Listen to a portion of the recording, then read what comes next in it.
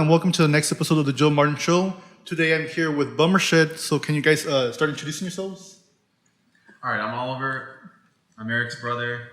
We're 2/3 of Bummershed. Mm-hmm. I'm so sorry. This guy's still snacking. Yeah, I was snacking before this, and the last thing I was gonna snack on was some gum, which I promptly put in my mouth. We're doing some food ASMR. Yeah, I'm sorry. It's all right. I'm sorry for anyone who's like listening to this in their car or something, and they can just hear. Nah, don't worry about it, man. But my name is Eric Gonzalez. I am Oliver's brother, and I am 1/3 of the shed. And we are currently missing our partner, Angel, who is unfortunately not able to be here. And I can't stress this enough, that Angel is very much part of the shed. So just keep that in mind, that the whole time we're having this interview, there's like a crucial part missing, you know? It's like 3 out of the 4 Beatles. The last interview was funny because Angel was the one Can you make it a little bit closer? Yeah. Okay. The last interview was funny because Angel was the one carrying most of it. But now that he's not here, and Eric and I have to like fill up an hour of time, it's a little it's harder than it looks. Okay. You guys will do fine. Don't worry about it. Angel, we miss you a lot though. We have you in our contacts as Angel the homie. So, yeah. And he was actually the one who helped set this up, which was interesting. Yeah. Yeah. Yeah, because when I was first setting up the interview, I was talking with him most of the time because I guess the Bummershed, it was mostly for the shows. I'm not sure how it comes to handling the account. Yeah. It was just mostly booking musicians and just you leave it alone. And so I was talking with him most of the time, and he was like, "Oh yeah, everything's good, you know. They agreed to the hours and this and that." And then you guys started messaging me too. And I'm like, "Wait, what's going on?" So I mean, sometimes it gets messy because what's it called? When I deal with bands, people have their own schedules, obviously. Of course. And then when I start messaging one person messages me, and it becomes a whole hassle. Yeah. So this is the first time, so you guys don't have to worry about it. I mean, Yeah. it happens. I hope it didn't. I don't think it was too big of a deal, right? Oh, the no. days were pretty close. And, I for the shed account, I wish Instagram had a better way of organizing messages. Yeah. Because right now we get so many messages that I don't even know what to categorize as, and so therefore our requests are just full of. No, that's why I can't imagine how many people get flooded out by accident. Where you're trying to talk with someone, and then you have all these messages from all these bands, and then You can flag messages. You can move them to general instead of primary. Yeah. But other than that, there's no way to tell, other than maybe making a group chat, which is what we do for the bands and then the vendors. But then you have to vet the vendors that haven't paid versus the ones that have, and bands you want to get, bands you can't. Yeah, bands that are maybe we can perform. It's definitely How do you guys try to solve those issues with the Instagram, contacting bands, the vendors? How do you handle all of that? I think the only thing right now, Instagram, I mean, I don't think anyone at Meta or Facebook or they're gonna pay attention to what I'm saying, but I have to use third-party website. I have to use a third-party website to keep everything in track, and I use a website called Notion. But even then, it's just a blank website, and people make templates that they share online, so I just ended up using that. But even then, it's such a pain in the butt. It's a pain in the ass, Yeah. to really be jumping from especially if I'm on my phone, to be jumping from one thing to the next, and then before you know it, 20% of my battery's gone just between jumping from those 2 apps, trying to organize the whole the shed account. And it really sucks because I mean, you would think that if we're having trouble at 1,500 plus followers, I don't know how many the shed is at right now. I think it's at 1,600. If we're having trouble, imagine the bigger accounts. Imagine somebody an big. actual promoter. Yeah, it must be a mess. Or somebody famous like Kanye West, I'm sure is for someone to message you. So no wonder they hire somebody to handle it for them. Yeah, that's what people have, the social media managers and stuff. Yeah, it's crazy. How is it organizing these shows? Because if this is just a hassle, just the social media, what kind of work goes into just organizing the show itself?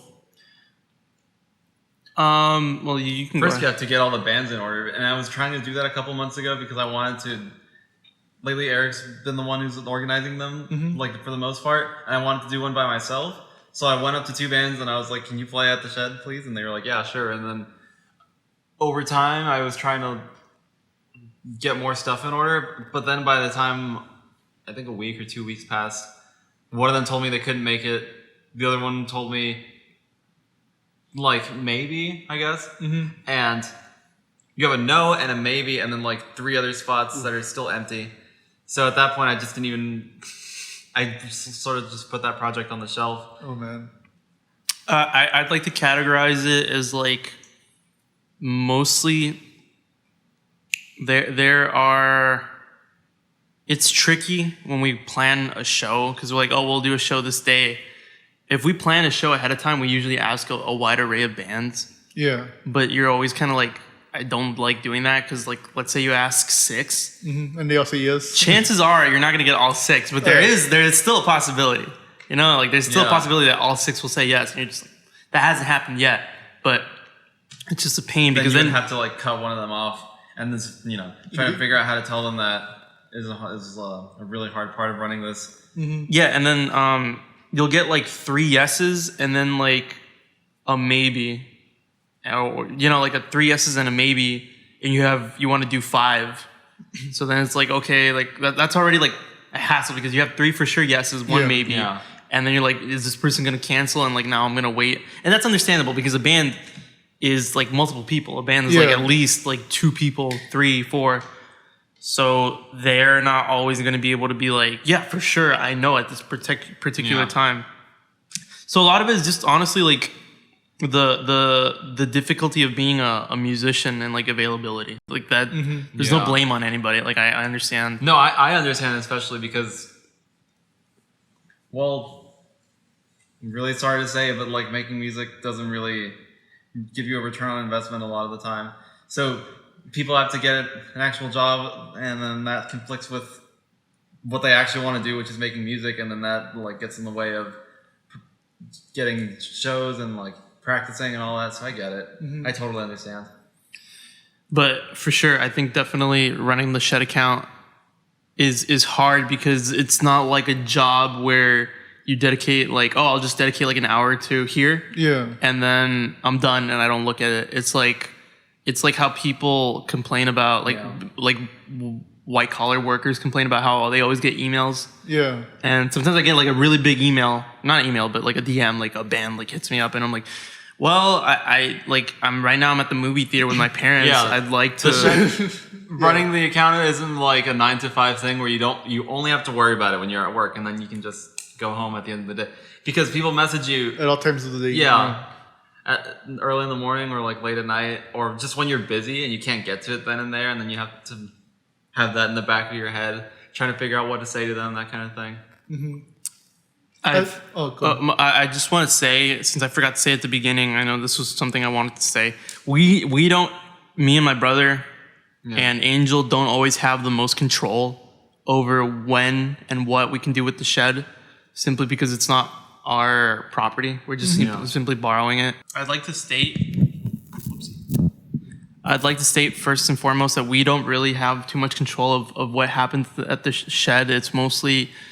It's me and my brother doing some of the work, and it's mostly up to Angel and whether like things can go through or not. Yeah. So so we planned out a metal night, and if there's any bands that are listening, they know. It was frustrating planning out a metal night and then talking to Angel about it, and he was like, well, if anything happens, like the shed's, like done, like if like a window breaks or something, I'm like, Yeah. And so which I still think it would have gone down okay. I mean, not always. I think no, sometimes you kind of control the crowds. Because I've been to certain shows where like I saw them do like the mosh pit and it got a little too crazy for like the area. I'm like, oh shit.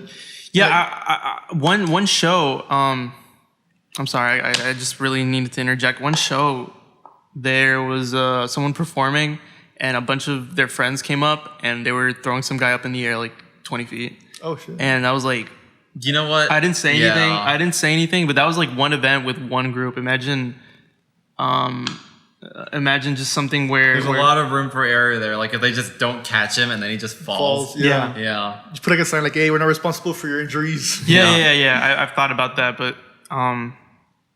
I just don't want any trouble. Yeah, that I kind just of don't want- thing. no So one that's wants why we any had trouble. to put we had to cancel the metal night we wanted to have. Yeah, just simply to play it safe. Just in case, Just to play it safe. So, apologies to anyone who was really looking forward to really that. looking for, because I was looking forward to that. Yeah. We had a pre-draft poster and everything. Oh wow. And I understand like the frustrations within that, but it's mostly up to the owner of the property, which is Angel. So how do you guys try to solve those kind of issues? Like when bands get a little too crazy, like well, not even the band. Let's just say the crowd, for example. Like how do you guys deal with those kind of issues? Because like I don't know like how it is like running a venue. Some people like most of my crowd tends to be like musicians, but like from the perspective of a venue, how do you guys like make your shows enjoyable for everybody?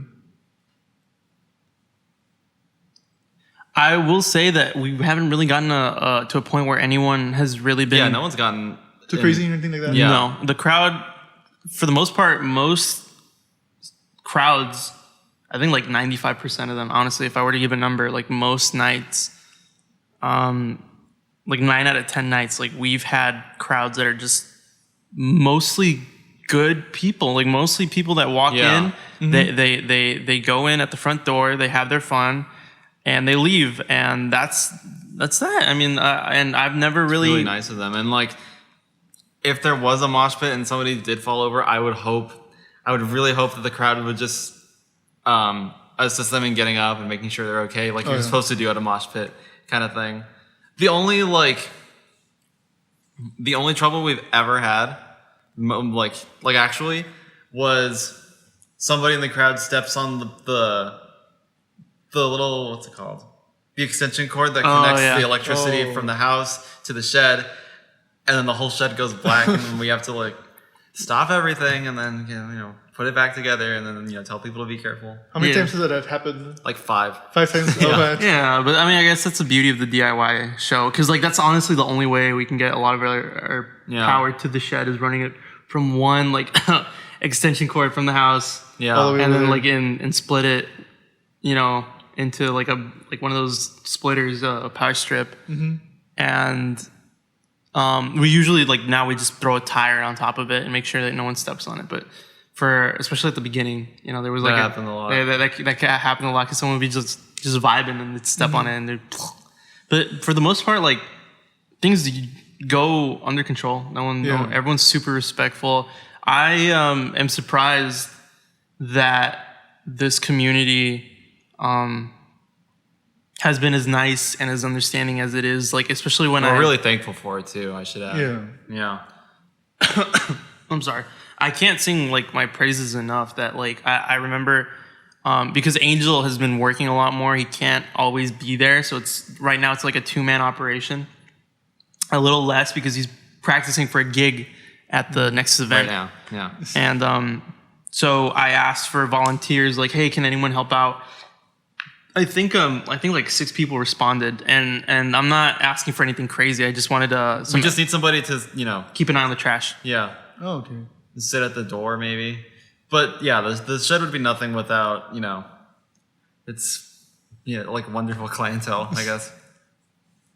What surprised you the most in terms of like having this venue? Like what kind of surprises have you like noticed? Like you kind of mentioned with the community, like how supportive they've been.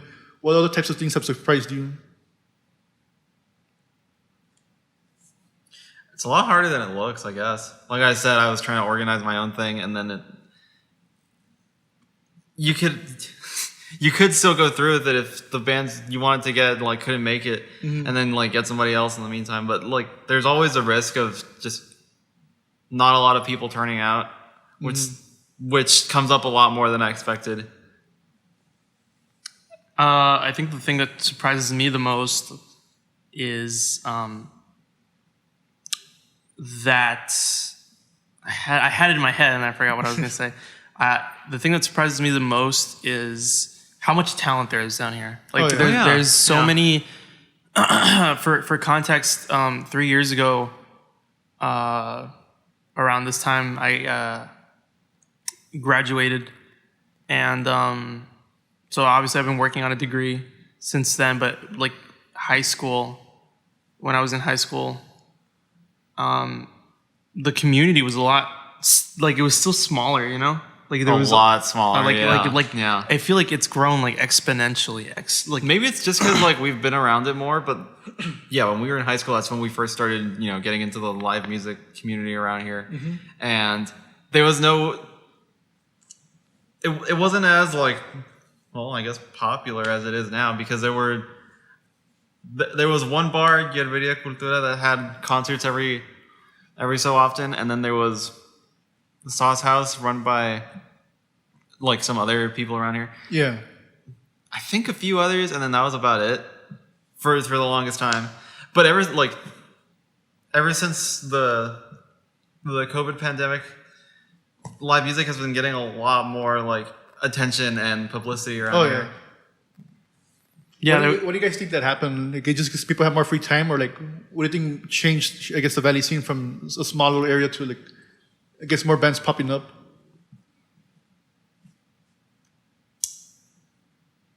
I don't really know, but I guess it would have to do with the fact that there is a lot of local talent around here that deserves attention, and like they're finally getting their dues. That's what I'd like to think. Yeah, because I think like from some of the musicians I talked with is that the fact that since they were no longer actually going to school, a lot of them started like playing instruments because they had all this free time on the side. Or like sometimes like they would like turn off the camera on the Zoom class, and they would just be like playing with their guitar and all that stuff. Yeah.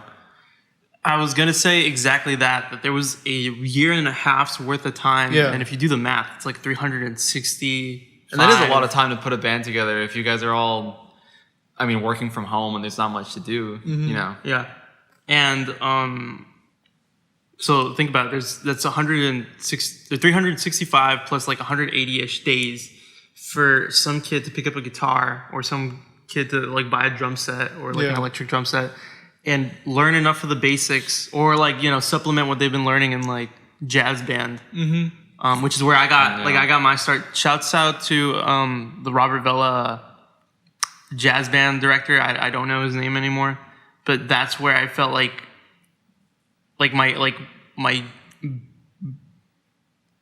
how do I say it?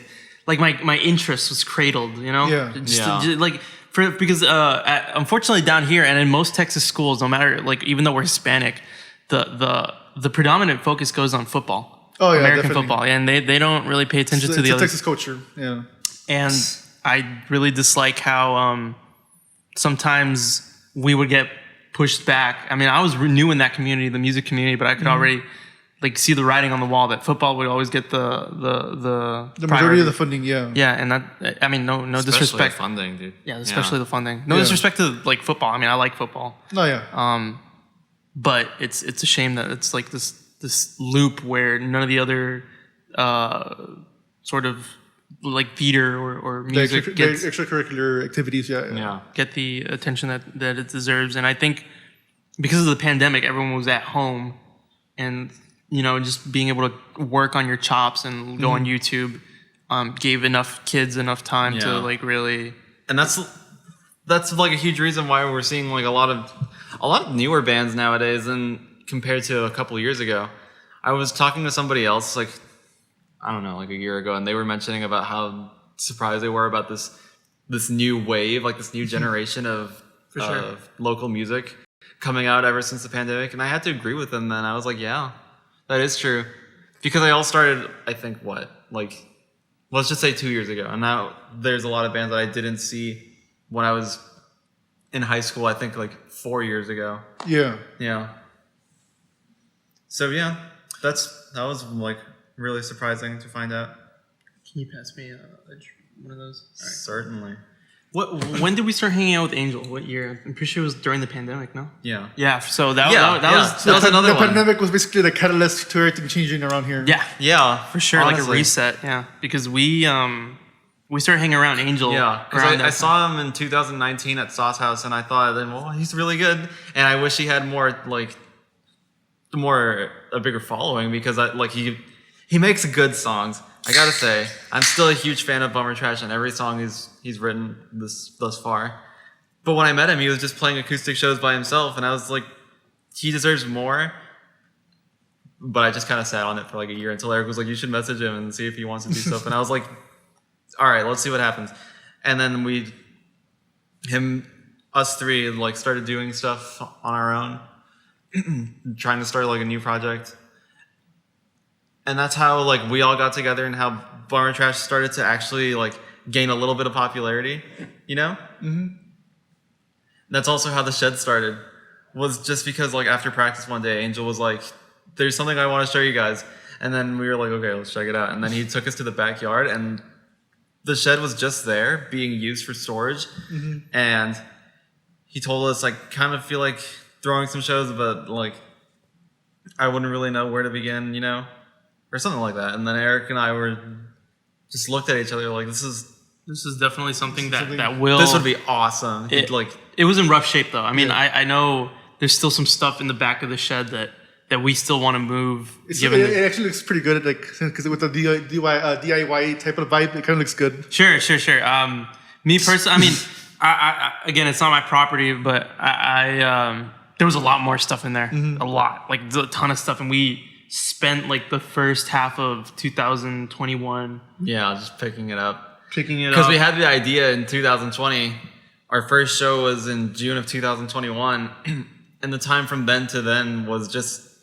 I was figuring out, like, what are we going to do with all this stuff in the shed? Yeah, like there was logistics. washing machines, weightlifting machines. Yeah, it was crazy. Out of curiosity, was the Jack in the Box thing, was that always there? No.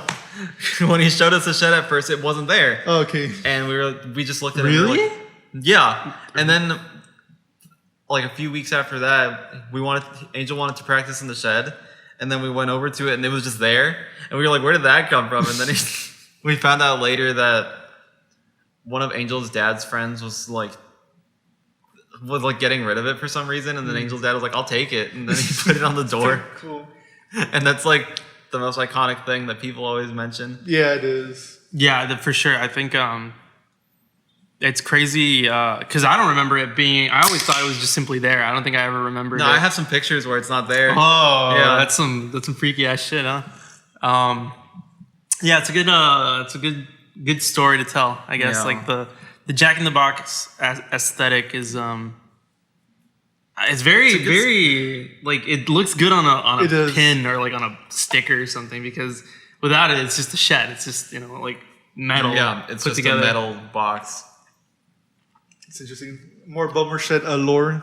Yeah, more Bummershed lore. And actually, on the first poster, well, like usually on our posters, we try to use the Jack in the Box motif because it's there on the door, that kind of thing. Yeah. But the very first poster I ever made, it wasn't there, and I think it was because like I was still making the poster, like around the time the sign wasn't there yet, or something like that, and like. But yeah, it is a good origin story. I miss Bummer Trash a lot, dude. So what did you like about Bummer Trash a lot? Because you mentioned that you were a big fan of Angel, but like, what exactly did you enjoy about him? What made him stand out for you? His singing voice and like his style of songs, like his song structure and all that was like exactly like all of his. Like he really wore his influences on his sleeve, and it was a lot of fun listening to it because like, a lot of the lyrics were very like literal and like verbose, and he would fit them all into these decent song structures that were still catchy to listen to. Yeah, and that was a lot of fun being a part of, and also like as a fan too. Is any of that stuff available like online, like on Spotify, YouTube, or like any kind of archives? Yeah, he has a SoundCloud, and the album that we did together is on Spotify. You can plug it in, like give it a shout out, or like where people can find it. I want to say his SoundCloud link is just Bummer Trash or like Bummy Trash or something like that. But you can also look up Bummer Trash Not Worth Stealing on Spotify. I think it's good, okay? Like, if you're into emo music, I guess. Like, the Front Bottoms and McCafferty and stuff like that. Yeah, shouts out to Angel for writing some pretty, I think, I feel like if you heard some of that coming out of like somebody, like a bigger band. Yeah. Like, it sounds right at home, like, in a lineup of actual, like, well-known, like, popular emo bands. Yeah. Yeah.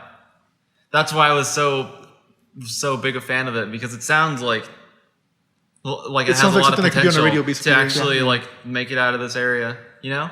No, yeah, I get you. Like Riley and the other emo band around here. No, yeah, I agree, because like I attribute but like there's certain bands like I listen to on Spotify, and their music, this music that I enjoy, that I will play on the radio, but I wouldn't necessarily want people to like listen to. But then there's also some bands where like if you listen to their songs, you know you can like be listening to this like on actual like radio stations or at a store or something. Yeah. And it's cool that there's certain musicians where like they have that sound where it's not I guess not cringy, that wouldn't be the word. But like it's not tied to the valley, like it's something that can like actually make it outside the valley and people would love it.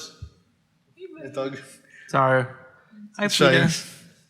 No, maybe she'll show up in the shot in a second. Um, But yeah, that was the reason I got into Bummershed. And like, Oh. But he's a really gifted songwriter, Angel. I think so. A lot of his songs are simple. Like it's like very basic chords. Is there certain lyrics that like that stand out to you, like that you enjoyed that he wrote? I know my he has a favorite bunch. one was hang on. Yeah, let me just I was drinking like soda right now. fix that.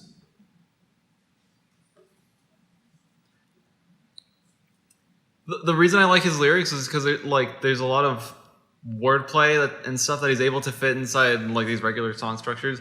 And my favorite lyric of his would have to be "Cause I'm done for now. Set fire to my house. I'll stay inside and burn alive before I leave my couch." And then the drop comes back in like the chorus, you know.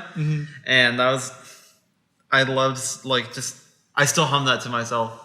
It's really catchy. That's the thing about his stuff is that it's really catchy while still being, you know, an honest expression of his like feelings. get a screwdriver or something to fix that. I mean, hang on, I have one in my drawer. Ooh, go for it. But no, yeah, I think it's interesting because it's always cool to like listen to people's original music because like I love going to different shows around here in the valley, but like some bands usually just perform covers, and I understand because like they want to keep the crowd going, and not every crowd's gonna know your original music. Yeah. But like getting to hear people's original music from here in the valley, like to hear their music, it's crazy. It's crazy. Yeah, they're going back to that like small explosion of new bands. I think you're gonna like eventually like it's only gonna take a certain amount of time before one of these bands hits it like the formula. You know, like something that sounds really good. Maybe even something like accessible, like radio friendly, because because as much as I like Bummer Trash, the music that Angel's influenced by and then like he's a fan of, and the music I was too, is all that emo bands kind of stuff is still like a little niche. Like you won't hear it that much. It's still popular, but it definitely has stayed a little like out of the public eye. Yeah, but there's definitely going to be a band around here that eventually like crafts like some sort of a mix that's both like radio friendly and still I think representative of like where they come from. Yeah. I'm not gonna fault anyone. Man. I'm not gonna fault anyone if they leave here and they want to disassociate completely. But for me, like it would be so rewarding for all of us as creatives to see someone fly from the nest, you know, and still The like, closest we have to that is like what, like Bobby Pulido or like Selena or something. well, Selena wasn't even from here, but Exactly. like, close. Yeah. I guess it's like a cousin. I guess because most of them will probably be like the handle bands or like the grupos and all that stuff because that's probably more popular. Because I'm from La Villa, it's a small town. Next to us is Santa Rosa, and one of the bands there got really popular. It's Grupo Signo, and they're pretty big. Like when it comes to like the Hispanic music, like they're really big. Yeah. And there's a lot of those kind of bands here, like Ramon Ayala's also from here. For sure. Yeah. Of course, Yeah. But like it would be cool to see like I guess more like the rock, pop, indie, emo Yeah. bands from here trying to make it big. Yeah, that would be really rewarding because I mean, people around here have been doing their own like indie pop kind of stuff for years, and it would be really nice if one of them was able to like bubble up to the top and then bring some recognition to this area. And then the closest I think we ever got was like this band from a long time ago called Lidwama, but the leader Amari has since moved to New York, and then it's just kind of fizzled out since then. And I miss it, dude. It was amazing. Wait, who? It's Idwama. It's like okay. yeah, Amari, but like spelled backwards. Oh, okay. Yeah, that was. I think going to the I like Idwama's music too. I mean, I don't know if Amari's still working on music in New York, but definitely like there's the talented guy. I think this might be going off on a tangent, but you see in a lot of music magazines and like especially like old head stuff Yeah. that LA in the late 70s, early 80s was bubbling in that same sort of span, and you saw like an explosion of punk and general like rock and roll. Like by 1984 you already had bands that were like in 1977 like playing backyards, they were like Van Halen and Guns N' Roses. Yeah. And like a bunch of creatives like flocked to that area. I think because of the recent like economic You development. think the valley has the same potential? Yeah, I think it definitely. does. Like there's that weird kind of I like every day I wake up and I'm like, this place is exploding. Like this, like you walk outside and they added like a whole neighborhood and a half, Yeah. and like they have like it seems like insatiable the quest for growth down here, and I'm sure that at some point in time like that's gonna hit the music scene as well, and like definitely. some transplant, somebody is gonna do something massive and Yeah. so I think that's the same kind of energy that is like the Shed is kind of just like one part of that. Like we're all in this together. Yeah. No, I agree, because I've been like back in high school, like way back then, like I was, for the longest time I kept saying like the valley's gonna grow and at some point something's gonna happen and it's gonna explode. And people were thinking like, oh, not crazy, like the valley's, like everybody takes off to Austin and all that stuff. Yeah. Like, and it kind of makes sense. I mean, there is, like the way I see this kind of like investment where you can like, there's obviously like the big cities, Austin, San Antonio. Those are like those would be considered like the blue chip cities, let's say. Yeah. The companies like Walmart, Amazon, like those are the safe big bets. But there's always like the smaller towns, whatever, that eventually might pop up. And sure, it's going to take a lot of work in the initial stage is going to take a lot of work to push it up. But like once it goes up and you're one of the people who like invested in that area, like there's going to be like a giant return of investment, whether it be like you're following in bands or just anything in business. I mean, Yeah, that's what I'm hoping for at the end of the day. That somebody that I've seen from the state of Texas, like whether they're from El Paso or San Antonio or even around here, like one of them is able to get the recognition they deserve. Oh, you yeah. know? Just watch them say like, "Oh, I'm just from South Texas," and people get to like San Antonio. Yeah, San Antonio. Yeah. When people say South Texas, they mean San Antonio. Yeah. And to think like even last year or like 2 years ago, I was still kind of like embarrassed to be living here, I guess. And I would say that I'm from New Mexico, but like the valley has come a long way, especially in terms of art and music, I guess. Oh yeah, there's a lot of recognition happening here in the valley. A lot of it. Like the girl who was in the Doctor Strange 2, one of the stunt actress for the main girl for America Castro, or whatever. The stunt actress was from here in McAllen. Oh, really? I didn't know that. Yeah, dude. so like there's a lot of people, like there's a lot of recognition happening here in the valley from like actors. Like one kid was also from here. There was a movie called How to Be a Latin Lover. The one who played Eugenio's, like the kid version of him. Oh, really? Was from here. Yeah. He's from here. Wow, I did not know. So there's that. a lot of talent like popping up here. So I mean, I'm pretty excited. I'm optimistic. And ever since like Hollywood has been reducing its market share in like the film industry, and people are going to Atlanta and other states, I bet you like at least Texas is going to see a lot more film industry stuff happening. Yeah, for sure. That's what happened with New Mexico. We move around a lot, like a massive amount. Like we've moved around probably in like 10 years, like maybe like 5 times. Oh wow. So it's not right now, but like this is probably like one of the most stable times. Well, we've settled down since then, but we spent a lot of our childhood in different cities, different states, that kind of thing. And with that, we see New Mexico, the general like Albuquerque area lowered its. Albuquerque is a nice city, but I don't know if it's ever going to be like an economic like powerhouse, whatever. Sorry. I don't want to like. No, I totally get it. Like anytime like you guys mention like Albuquerque, New Mexico, I think of like Better Call Saul or Exactly. Yeah, like, about to bring it's up. really nice to see. It's really nice to see your home state on the map in such a large scale, like something that impacts so many people. Because I know Breaking Bad is like my favorite show ever, and to see New Mexico on it's like that's me. Yeah, the New Mexico part is the cherry on top because it's super unique. New Mexico's this like blend of And that's what I'd like to That's what I'd like to see happen around here, because there's a lot of stories you can tell. For sure, Oh, yeah, there's a lot of stories. Being a border town with a minority majority, that kind of thing. No, yeah, there's a lot of stories to tell, so I'm excited about the Valley. Out of curiosity, how was it moving around to different places? I'm always curious about, like, how did it affect you guys, like, in terms of, like, friendships or just your life in general? Dude, I was a weird kid in middle school. And for, like, half of high school. Because, like, when I spent my first 2 high school years having just moved there, and nobody knew me, and I didn't know anybody else, and I didn't care to. So I spent a lot of my time, like, just online instead. Yeah. So it can definitely have that impact on you if you move around a lot. Yeah, because there was that isolation. Yeah, because there was this kid in my high school, because his dad's like a really famous or well-known like superintendent to schools, and he would often move around to like struggling schools to like pick them up. Sure. And well, like his son would also go with him, and he was like really socially awkward. Yeah. And for a while, sometimes some people would like try to be nice to him, but like he'd like blow everybody off, like no matter how nice you were.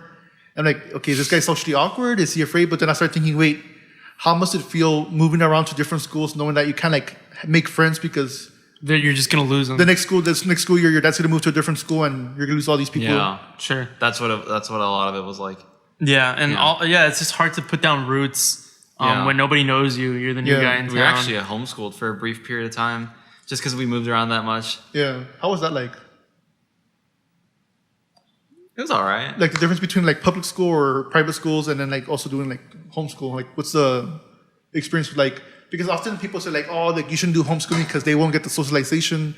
But then like there's certain like homeschools that like make different groups together. So I mean, yeah. The only other people our age we saw when we were homeschooled were at our church, and I don't know if you know, but like I couldn't really relate to like church people kind of thing. So that was. I was gonna say the same thing. Yeah. You can elaborate more, or I'll talk about it because I don't know what to say about it.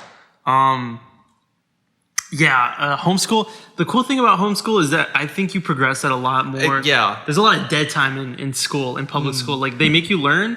Yeah. And then sometimes they got you doing stupid stuff, especially like in Spanish class. Like, why am I taking Spanish class? Yeah. Or like I speak Spanish at home. Like, come on. Like maybe like I'd say like maybe like a fifth of the school year is just like watching movies or like filling out like substitutes, like silly little like crossword puzzles. So it's no wonder like cuts out a lot of that. It's no wonder people just tend to slack off or not do as well as they could in public school, because the only other person I know that was homeschooled was my girlfriend, and she graduated high school and she was like 15 or 16. Oh wow. Yeah. There's a lot more time to like actually learn things. Yeah. So when we did get back into public school, I started like a grade ahead than I was supposed to. Yeah. Yeah, but you are weird. The socialization is definitely. Me? What? No, all of us. I know I was weird. I thought you said you are. Weird. Come on. No, we're still weird. I mean, I'm definitely. I'm just messing with you guys. No. I'm definitely like. I don't want to be like I'm quirky, but like I'm definitely like I have, because of my homeschool things. I learned to like. I don't know. I got into like a lot of weird things, like theater when I was like 10. Like my mom really put us in theater, a lot of theater stuff to make sure that we were social. Yeah. And then that jump from homeschool to public school, my mom put me in sports, particularly basketball, to like toughen me up. And I got yelled at a lot, and so it's kind of hard being like, life is so great, and then you get to middle school and the coach is like, everybody hates middle school, dude. Get on the damn line now. Yeah. So it's you'll see like a lot of homeschool kids are definitely like a little timid. Yeah. That makes sense. Yeah, because I mean I kind of get it, like because I'm a mix, like I'm a hybrid, because like in middle school I was really into sports, I was into football. Yeah. And then it was kind of weird because at that time I had like certain types of friends, and most of them were like bullies. I mean, but then like once I started like going to football, like I started like there was more attention put on me, because again in Texas football is king. So like one of the benefits we had was like if we were going to an away game for lunch, we would be the first ones to eat before any of the other students, because we need to take off. So it makes sense time wise, like why they would do that. And so like one of my former friends, he was like, oh, look at him, he thinks he's better than us. And so like that basically caused like a whole rift between me and them. I'm like, oh crap, okay, like I'm not better, like I'm still myself. So that kind of made me switch friend groups. And I still remember this one time where like there's this kid. I was a bully person. Like I was a bully once in a while. Sure. Because I mean, it wasn't that I was trying to be a bully. It's just that like, you want to be part of a group. Yeah, you want to fit feel in. And so like that's one of the activities we did. School. So I was just like hanging out with the boys, Yeah. And there was this one kid we were making fun of because he was like he would eat food weirdly. Like he would eat a corner of the cup and he would like bite it. He'd like turn it around and then take another bite. And so like after a while we're like, hey, look at him. And so like we were staring at him, and then we started like copying him. He noticed that and he started breaking down. Oh damn. And for me, like that's when I feel really, really bad. I'm like, you know what? Like I love like making jokes and all that stuff, but like never make a person cry. Yeah, for sure. So eventually, we kind of like I broke up with that group because I'm like, you know what? I can't be this kind of person. So then I started like hanging out with the nerdy people, basically the people I would make fun of. And so like that's when I had the appreciation of, hey, sure I can be like a mix of a jock, but like I also started getting into band and like a bunch of like nerdy stuff. Yeah. And it turns out that guy was actually like related to me. I had no idea. So like, who could have afforded our cousin? Like, damn, I made my own cousin cry and hear him being a bully. But then he got me into like a bunch of nerdy stuff. Like he got me into like video games. And for the longest time, he was trying to convince me to join marching band. That was like how my background in music started. Sure. And at that time, I was still part of sports. So like I was in woodworks. I'm like, why am I going to join your fucking band? Like that's for nerds. Yeah. But then slowly, because I was part of kind of an advanced group where I was taking high school classes in middle school. So sometimes we would wait in the bus next to the band hall, and the band director would be playing like different music, different songs on the keyboard. And I started like over and over, like I started like piquing my interest. So I eventually said, you know what, let me get into band, and I became some kind of hybrid between a jock and then a nerd. Yeah. So like I'm able to like understand like you guys like the more nerdy interest, I love it. But then like whenever like the sports talk happens, I can just jump right in. But then it creates a purgatory because then I'm not too deep in either or. Yeah, same Exactly, here. dude. Same here. Yeah. Yeah, for sure. Not weird enough to like hang out with anybody. Yeah, like not you guys, even like, weird, 'cause I guess like you guys are kind of a more nerdy type group, and I don't judge anything like that. So for like most of lunch, I would just sit in the band hall or like outside Uh-huh. the band Same hall here. and just like Same here. play guitar or something like that. Yeah. Yeah. And how else has that like affected you, like in terms of being like moving around? Like I'm pretty sure there's probably some cool experiences as well where it's not all negative. I mean, you get to see different types of cities and all that Yeah, stuff. that's a given. And me and Eric got to experience a lot of small town living, especially in our childhood and also in New Mexico as well. I think that was a really formative experience. Yeah. Like living literally in the middle of nowhere, 2 or 3 hours away from civilization. And when you don't have a car, it's harder to deal with that fact that you're like just out there by yourself. We lived in a place in New Mexico called Lordsburg, which was like the one main street and a couple houses just off the highway. Yeah. Oh, Off the highway. Yeah. So 4 hours from the nearest. 4 hours from like Tucson. yeah, So and then like another 4 hours from like any sort of town, like in the middle of nowhere. Well, not from. well, any that's what New Mexico's like. You just like drive 2 to 3 hours anywhere. Oh, okay. But when you're like 15 and you can't drive, it definitely like. What can you do? Yeah. But What- I'll go for it. I'll just say like, I guess there's a lot of introspection. You know? Yeah. Yeah. We really think about a lot of things, and the moving around really sucked because you didn't really make a lot of friends, but you did pick up a lot of things. You pick up a lot of things and a lot of influences and a lot of things that I don't know if you always like Could have like living in one spot. Yeah, your for whole sure. life. Like what kind of stuff? Like New Mexico, especially, like I think there's a certain, because it's mountainous. It's where we lived in New Mexico, in Las Cruces. It's super mountainous. It's where El Paso is. So if you've ever been to El Paso, you see like all the mountains over there, and like the Badlands. You see like that, and I don't know. It's like I definitely, when I write a song or like when I try and like come up with something creative, whether it's an essay or something, and I'm trying to express myself, I find myself like going back to that time and place, like in the mountains and stuff. Yeah, dude. I still think about New Mexico all the time. Yeah, it is a powerful experience for us, and I'm sure like when a musician like locks themselves away and like, you know how like Kanye West goes to Wyoming or whatever. same idea. Like sometimes you carry those solitary experiences with you. How has the valley been different compared to like New Mexico? Like what are like some of the main differences? More population. Oh, Humid, yeah. Oh yeah, it's hell. I'm trying to think, but I mean, Las Cruces and the Valley are similar in a lot of ways, especially like the demographics and the culture, like the family unit, that kind of thing. But one thing I wanted to touch on before we kept going was like I'll go for it. Being homeschooled and moving around and not having a lot of friends made it a lot easier for me to be the introverted, like weird kind of person for most of my childhood. And I had no idea that being not popular, but like well known for your music or just because of the Shed, for example, is a lot of fun. And going to like live music and seeing all your friends and like watching stuff with them together, and then like them asking you about like what you're doing with your time is really rewarding, and it's really exciting to feel like people care about you. You know? And I just didn't get that a lot growing up, and I didn't know like that I had it in me, I guess. I've never gone like pisteando or anything, but I bet you if I ever did, I would be the fun one, I guess. I just wanted to touch on that. No, go for it. Yeah, because it must feel different being like a really introverted person, not getting that much attention, and then all of a sudden you're thrown out there and like, oh, you're popular because of so many different things. How has it affected you, out of curiosity? Because I've been kind of the same where like I come from a small town. The population's not big, and then like ever since I started doing the podcast, like people are like some people have been recognizing me. I'm like, oh shit, like all these people are like, talking really with me. Weird. It feels weird, yeah. Yeah.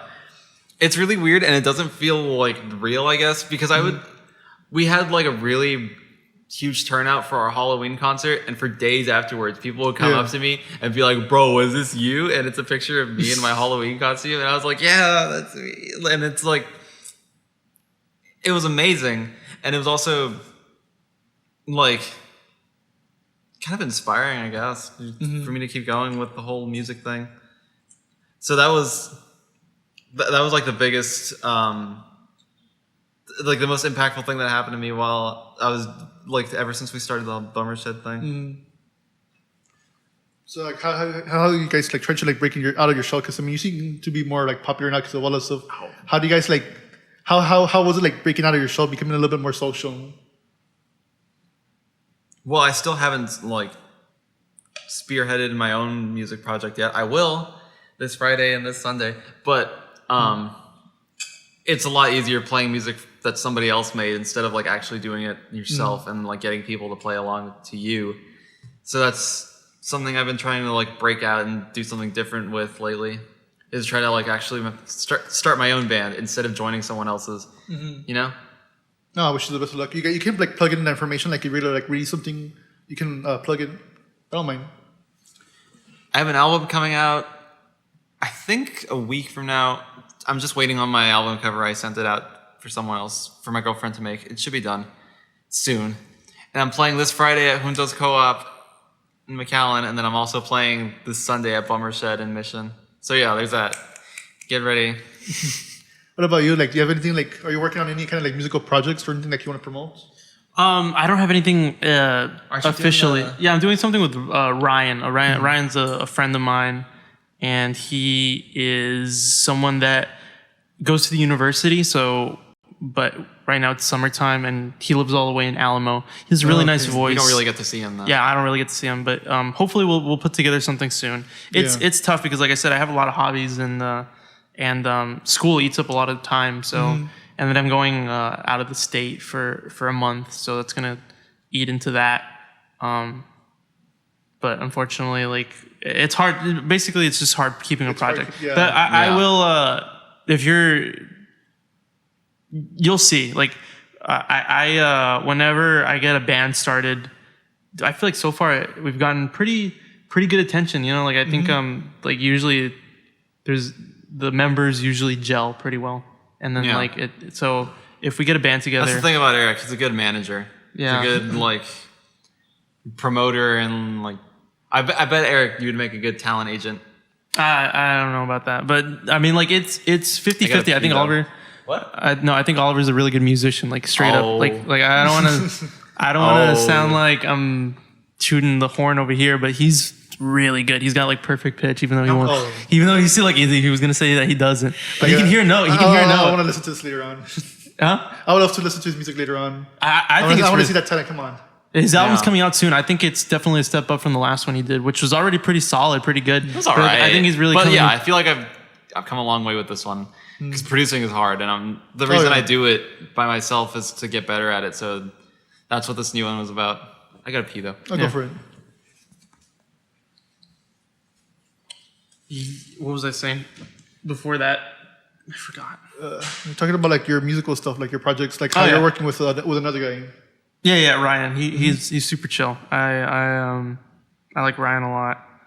I just frankly, it's hard to get so many different people because I think the biggest problem is that work schedules. Like, Yeah. everyone works, and that's understandable. But it's just getting everyone coordinated at a certain time, and then it's hard to just sometimes like get the energy to get up and Yeah. drive to someone else's place. And then, like, even if everything goes right, like just getting the right energy, like when you're actually doing that, it's another. Dude, because sometimes they'll show up and then everyone's just kind of like deflated, and Yeah. it's like I don't blame them. I don't blame anybody. It's like I'm kind of deflated too, or sometimes the mojo isn't there, but you're already there, Yeah. and all the equipment's here, and is it going to be a good practice, a bad practice? I don't know. Yeah. I mean, we'll see. I think hopefully at some point in time, like maybe I don't know. I've been trying to do Zoom stuff, but that doesn't really.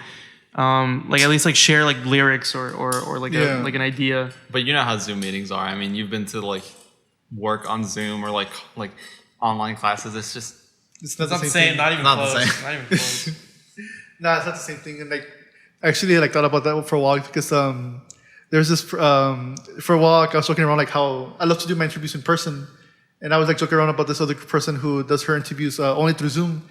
And for a long time, like, it's not the same thing because obviously it's not. I mean, being in person, talking with you guys, I mean, it's different compared to just being a Zoom interview. Sure. yeah. And then like once like the gas prices started going up, I'm like, maybe those Zoom meetings might not be so bad. Yeah, no, might not be so bad at all. Man, I still remember when gas was $1 and I filled up for like $10, and I was like, Yeah. life is good. Life's good, yeah. Yeah. Then like I started hitting on like $60, $70. I'm like, oh my god, maybe.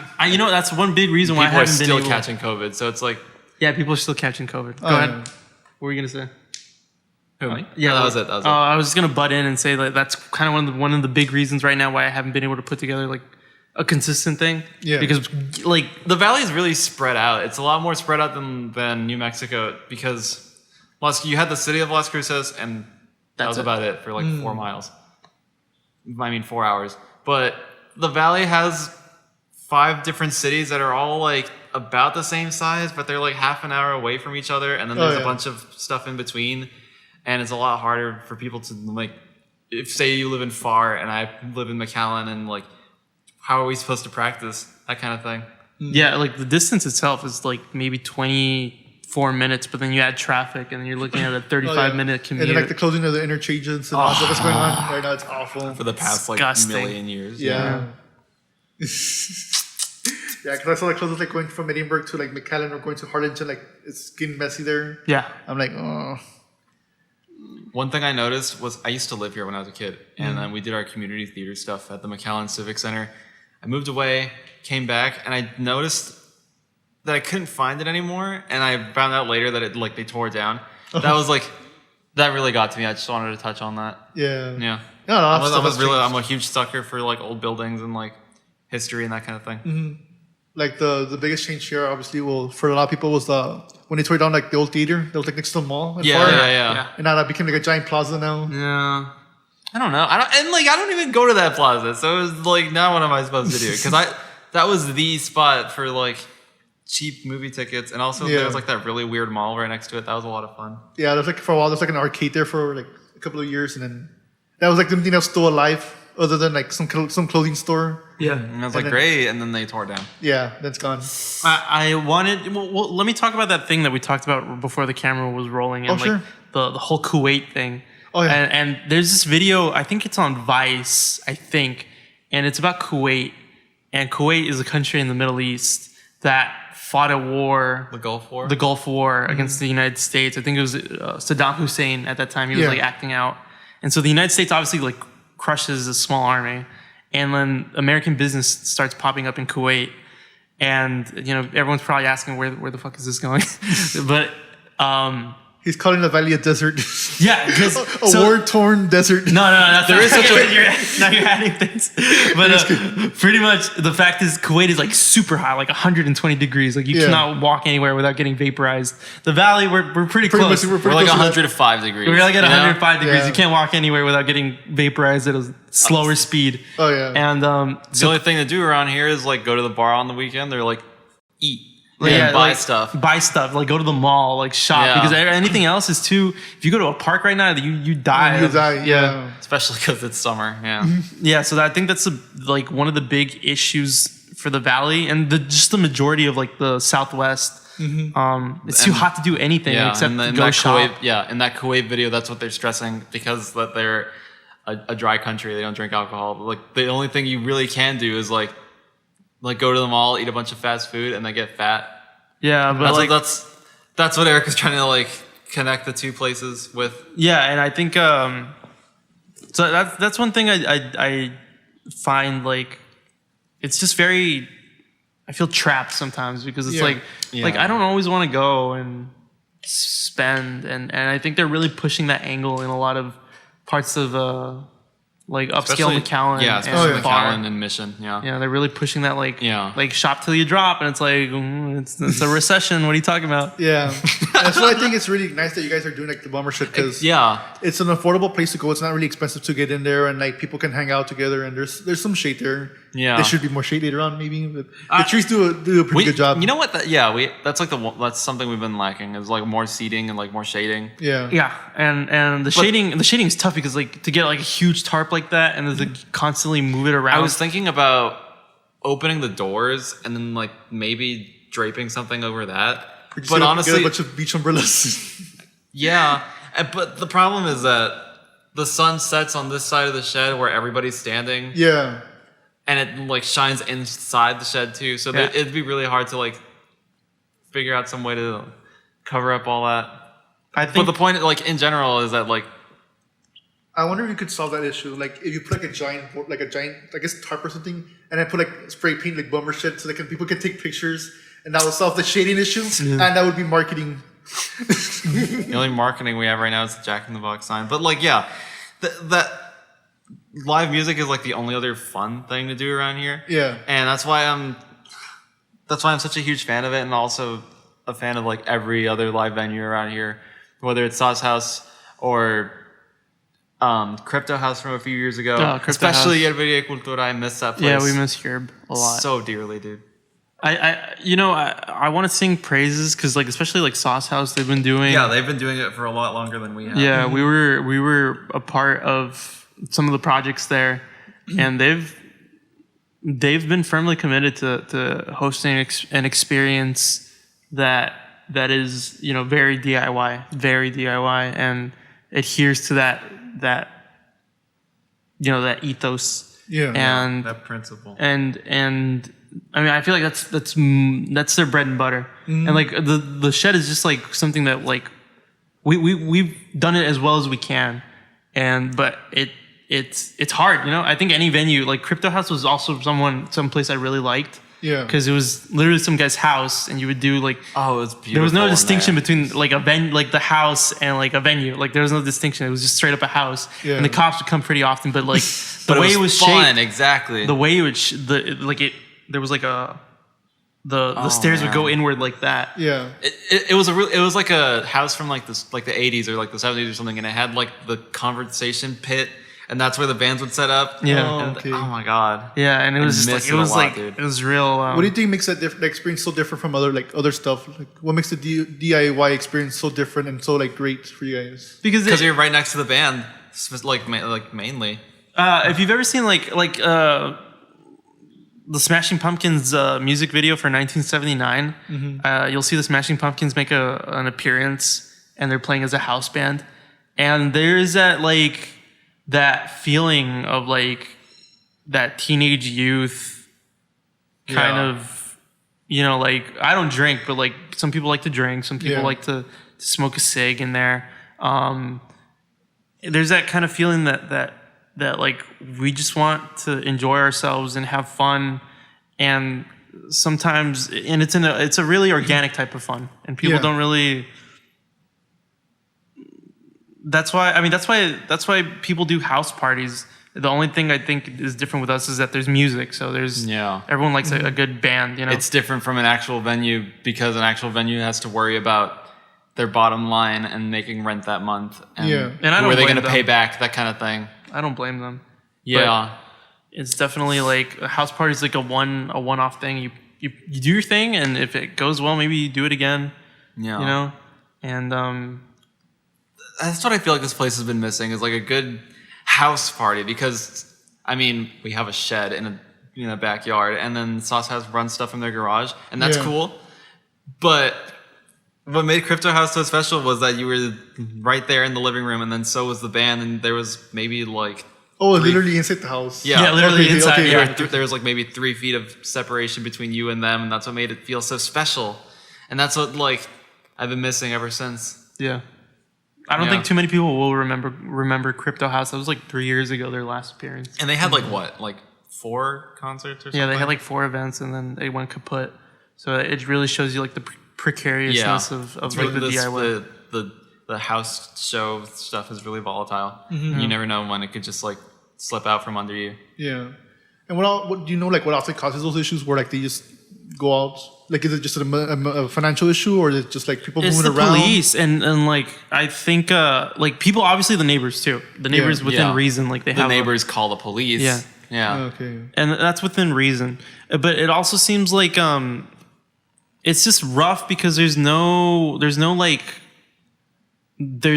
halfway point between like the city stepping in to help out, or like any sort of like I'm not blaming it on any particular one city. I'm just saying like there's no halfway point between like a general interest in the arts, I guess, is a general thing. It ties back to like the football. Like football is always like really pushed in high schools, for example, and not so much the arts. And even outside of high school, like the arts are like kind of stepped to the side, and then people out of their own volition they go and they try and organize these things themselves, and it's always precarious because they don't have necessarily like the legal standing or whatever to do anything like that. And but then it's like not Hollywood. I don't know why I said Hollywood, but like the music. Well, I guess you could say Hollywood. The music industry is always looking for people who like crawl out of like the ditch, right? Like crawl from like the bottom of just like from nowhere. They snatch these people up, and then they prop them up, and they make millions of dollars doing it. But there's no like lobbying. There's no like push to make sure that like maybe in American schools we get more music or theater or anything like that. And it's just like usually like left to people to it's like, oh, figure it out, shithead. And like without the funds or the means to do so, like other industries or like football, like basically you incur all the costs and all the risk, and then like they get the rewards because by the time they get you, like you're already on top. And you'll see that a lot. Again, like I mentioned, the Southern California scene, the Descendants, Van Halen, Green Day, Guns N' Roses, Motley Crue, all those bands. I mean, this is like a small minority too. I'm pretty sure. I think Kiss came out of LA. Did Metallica come out of LA? Yeah, Metallica I think came out of LA or the California area too. Blink-182. Blink-182 is probably like the example that we most like associate with, because they did punk, like straight up like skate punk for a while. And they talk a lot about like, oh, we did backyard shows and things like that. And we would just play anywhere they would let us. And I'm sure like they mentioned like cops would show up, but it's like all of a sudden like a record label shows up and they're like, you guys sound great. We like you guys. Here's some money. But it's like they forget that there was someone's house that had to be provided for those house shows to happen. There had to be people playing for dirt, like pennies on the dollar for people to even show up to those events. Et cetera, et cetera. And it's like, why don't we promote the arts a little more? It's a shame that I feel like right now they're from what I've seen, they're criminalizing a lot more like these little events. I think I saw like a proposition within. Oh yeah, recently with McKinnon, about the pop-up markets. The pop-up markets, and that's a shame. I I get the certain aspect of Did they say exactly what they're doing? Because I saw like a bunch of people posting about it, but like, did it say exactly what they're planning to do in terms of The regulation? city of McAllen wants people who like want to put up a little pop-up market to pay the city $100 permit to vend at that location 4 times a year. And if you don't have the permit, and if you want to and if you try to sell there, you'll be penalized for it. And if you want to vend maybe 5 times a year in the same location, too bad, you got to go somewhere else. That kind of thing. Oh, I know. I didn't read the whole thing, but those were like the ones that stuck out to me. nah, it is kind of strange. But again, everybody wants a little piece of what's going on. Yeah, but it's like we have. You can go ahead. It's not easy running a city. I'm just gonna say that before I go use the bathroom. I guess so. Yeah. But what business does the city have to be charging? No, I disagree. But like, they want a little piece of the pie. Yeah. I mean, if the owner of the space is fine with it, and so are the vendors, I mean, it's not like they're selling drugs on the property. It's just people's art projects and their self-made clothing. That Exactly. kind of Like, thing. it's not like they're making a lot of money to start off with. Yeah. That's the other issue. Which is why we try to charge vendors a little less at our spot. I think the highest we've ever done was 15 or something. Mm-hmm. And Eric was Eric told you before the camera started, that he asked a lot of different vendors, how do you feel about it? Please be honest. And they really don't have a problem with it, I guess. Because I've heard of other places charging vendors 50, minimum. And that's just to sell there, and who knows if they'll make their money back. And that's standard at any convention or actual music concert, that kind of thing, for a much higher premium than the stuff we usually do. People usually get charged $7, and that's about it to vend at Bummershed. And we try to keep it low on purpose, because I know how it is trying to sell your stuff and not making much off of it. Yeah, I think we're talking about prices. Yeah. No, I've heard that some places have gotten away with charging 45, 50, at the extreme ends. We usually just try and keep it to something, because we used to do it for free. At the very beginning, we used to do it for free, and then we realized we're not making enough to pay the band. Pay the bands well enough. I wanted. We also need to invest in a better sound system. Yeah, we need to invest in a better sound system. Yeah. We bought some floodlights. We built a whole bathroom, and I think people sometimes take that for granted, that you go to the shed and there's a bathroom there. Because we didn't have a bathroom the first concert. I mean, it can't be a marble work of art, but it's a bathroom. We would rent out portable bathrooms and stuff like that, but the money's got to come from somewhere. Yeah. And it all goes to pay the bands too. It's not like we're pocketing it to for our own expenses or something. Yeah. I'm curious. I wonder if this McAllen regulation, if it passes, it would push more of those vendors towards music scenes, to the more music scene, in your places where. I think it's gonna. I bet you the city of McAllen would jump on local venues for trying to have people. Maybe they wouldn't call it a pop-up market or something like that. Yeah. But I don't know. There's gonna be some kind of regulations where you can either skirt those laws, or they might come to you guys hey, you guys aren't charging a lot. The McAllen government's not involved with these certain situations. Yeah. But if I were them, I would just go to a different city, I guess. Yeah, that's true. What you gonna do, right? It's a free market. I think the current. There's a lot of people here being McAllen, or not just McAllen, just all the cities. I keep saying McAllen, as if McAllen is the only city. A lot of cities are basically it's a hub for the valley. Yeah, it's a hub for the valley. And when I say McAllen, I don't necessarily just mean just the. You want to cut this part out? Yeah, this part. No. No, it's fine. I think people understand that it's because this is a city that everybody knows. So Yeah. But it also happened with the food trucks, basically. Oh, really? Yeah. I'm guessing they criminalize them, right? Because they saw how popular they are. So hey, why don't we get our own little cut? And different cities started implementing Really? Yeah. See, and that's the problem, because I feel like. Yeah. Go ahead. You can say it. I still know. Because with those things, the city of McAllen doesn't have any input in the actual creation of the product. They just want to make money off of it. Yeah. Whether it's $100 or something like that, it all adds up over time. But they just didn't really have a lot of actual involvement in the creative process Yeah. of the product. They have no risk or anything. They just take a piece of it out of it without any involvement or any risk or anything, or promoting it at the very least either. I want to work like the angle that like someone said under that post that the city of McAllen's like having this proposition about the whole pop-up market What? vendor fee. Someone left a And someone comment? said that this money is staying local. You know, this money is like staying within the valley. Yeah. And I feel like we're opening our doors to companies that are not based in the valley, that are companies that send their money to Atlanta, like Chick-fil-A. You know how much money Chick-fil-A makes? Like, I'd probably like if I took in the revenue just from like this one Chick-fil-A for 1 hour during rush hour, I'm sure I'd walk out with like probably like $10,000 worth of like money or something. Don't even get me started on SpaceX. And we're opening our doors to all these investors, and I'm not against that. I'm not like I don't know. I'm not gonna sit here and act like I have an economics degree. Yeah. I'm not an economist. I don't know what's good for us. We have microphones, so we're suddenly the experts. Yeah, no, I'm not. So, and I get like you have to make sure that the city grows or something. But Yeah. why are we sitting here criminalizing like the young people that make this place vibrant? You know? Like, is there really a harm, or is there really that much money to be made? Charging like Cindy, the lady, like hypothetical lady who's like trying to run this thing. Some of these people make this like their full-time job. Like like lots of people around here put a lot of work into their products, their homemade jewelry, for example. Their that coffee. must be impossible.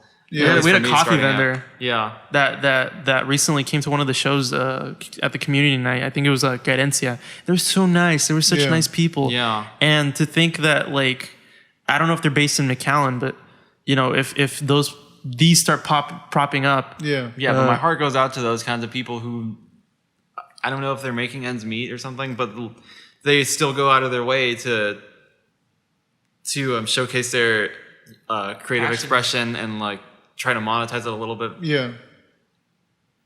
And to see the city of McAllen look at that and say, how can we get money out of it? Yeah. No, I get you. I'm sure they have their reasons, but it just doesn't look good, you know? Just reading the proposition. Yeah. Yeah, and I would need to look more into it because I wonder, like, what are they actually trying to do with this? Like, what's their reasoning? I don't know. What's going to happen is that, like, more and more businesses are going to do business somewhere else. Yeah. Like, how far has Topgolf and all of the new development, like, around that area? Like, so the far area has been growing really big. Yeah. Also, Main Event, like the place we talked about, the movie theater. Yeah. And I will say that since there's been like such a talk of, I don't want to bring politics into it because I don't feel strongly about any political party, but it just hurts to see that supposedly like we have, like when our mayor was elected, there was like a real talk of like, oh, like Republicans are gonna make sure that jobs stay here in South Texas or whatever. I'm being sure, go ahead, but why are we like? Aren't you the party of like low taxes, low government, like no regulation, deregulation, and we're gonna like criminalize like the little kid out here trying to sell his little like earrings or trinkets or whatever, like whatever they want to sell. Like, does the city like $100? Because that like if you have 4 vendors that are gonna sell at this pop up, they have to pay like the owner like $25 just to begin with. And then that's like insane. That's just if you. Of course, if you have more, but like, usually these are things are called pop-ups for a reason. Like it's supposed to be like a small thing. Yeah. And like you're already like setting back the people hosting this. Yeah. And I know it's not McAllen that's doing this, but over in Brownsville, it's slowly getting more and more just bought out by SpaceX and just Elon Musk. And it's like really disheartening, especially because Brownsville especially is a Latino majority. And to see the low-income residents be like driven out, just so like speculators and investors from other parts of the country could come in and be like, I hope SpaceX like does well in Brownsville. It's just, it's really frustrating, especially the last time I visited Brownsville. Yeah. That often becomes an issue because at some point, as how does a city, like, I guess it wouldn't be a question for us, but like for a city government, like, how do you balance growth and making sure your residents stay? Because obviously you want growth. I mean, That's the thing, though. Because I can sit here and complain about it as much as I want, but like if I were the mayor of one of these places and I had to do something about it, I wouldn't know where to start. Dude. Yeah, I wouldn't know where to start either. Like, it's a tough issue because I'm pretty sure like SpaceX is like buying, like getting more speculators here, but then like it also brings jobs. Yeah, of Exactly. course, of course. That's the issue, like, because then like more people want to come to Brownsville to like check out the downtown area. Yeah. I mean, that's the issue. Like, how do you balance all that? How do you balance that? I'm not an expert on that stuff. Right? Like, I'm pretty sure it becomes an issue. Like, how do you balance all of that out?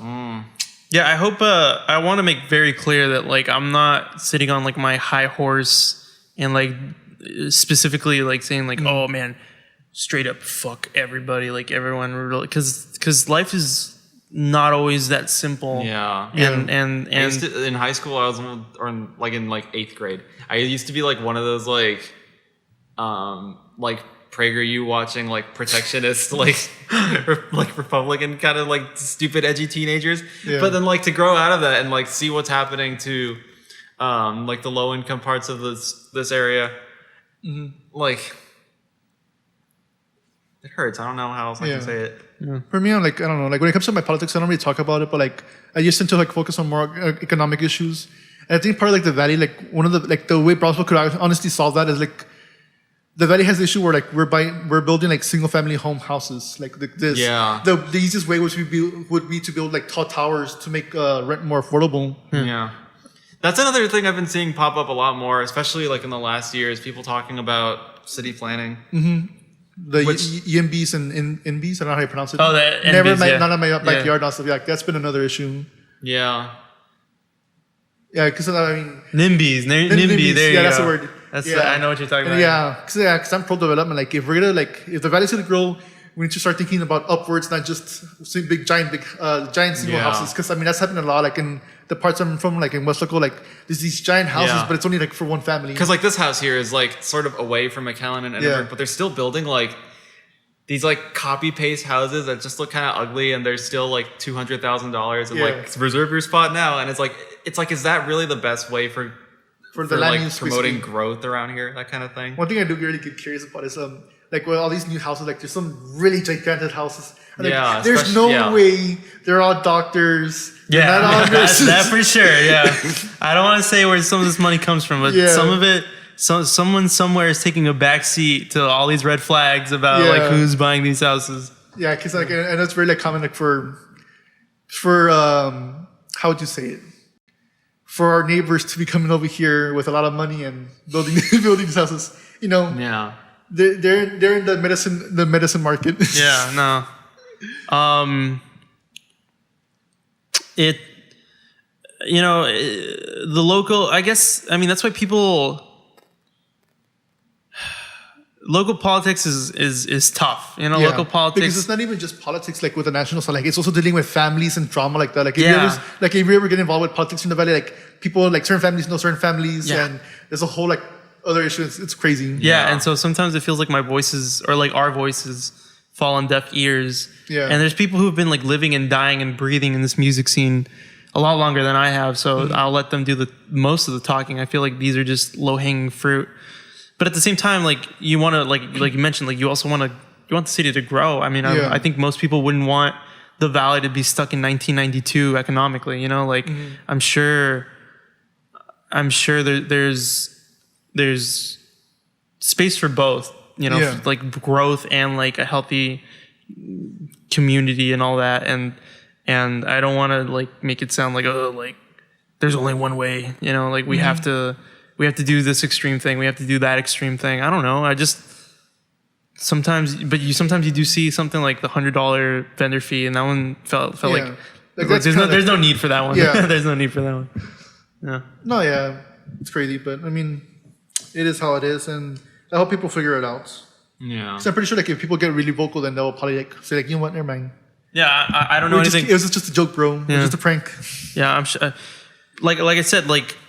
If it does pass, like they're gonna regret it simply because like you want people to like spend their money here. You want your people to spend like money here and not like sell out the whole. It's just not enough money that we get from like our stockholders, that kind of thing, Yeah. for propping up the valley.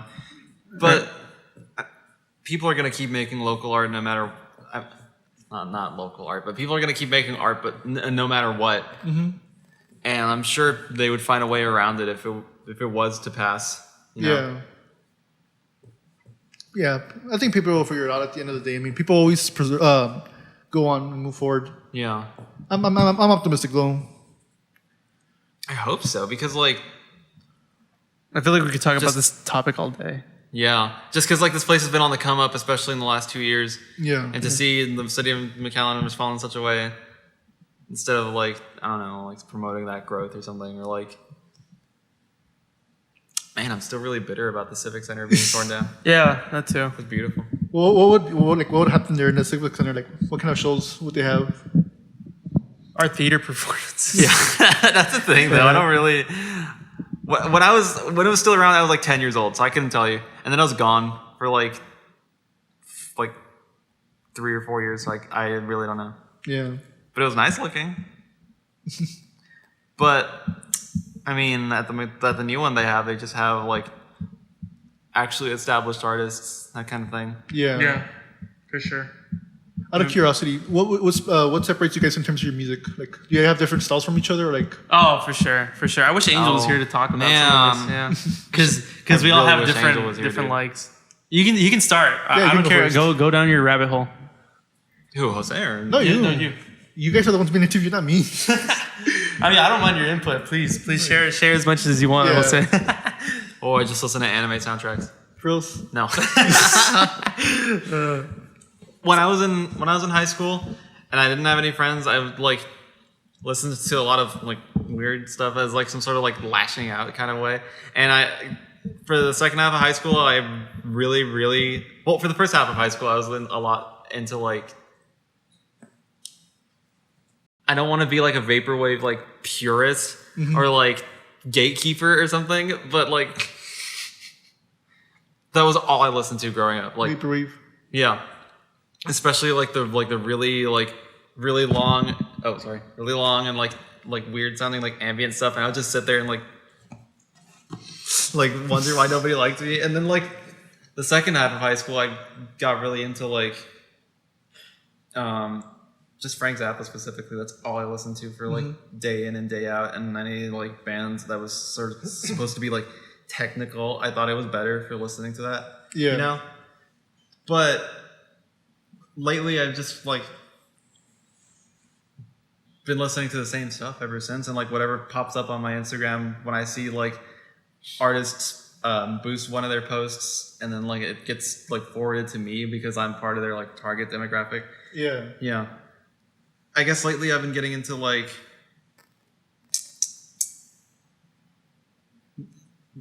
trying to listen to more like indie pop stuff to like try to balance out the music I make and not have it be like just like inaccessible.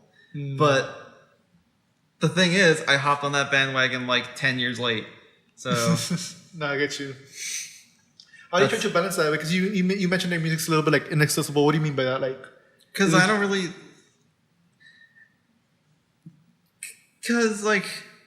know how to like write songs specific, like technically.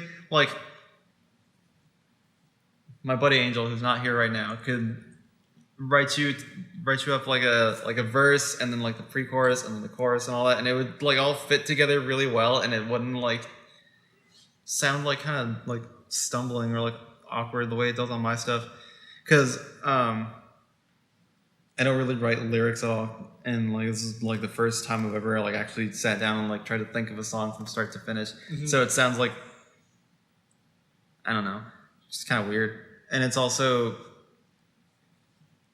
a lot of it is just like me coming up with stuff that sounds cool like when you play it by yourself on guitar, but like I bet you it wouldn't translate that well to a live. Here I am like shitting on all my music that I make, but like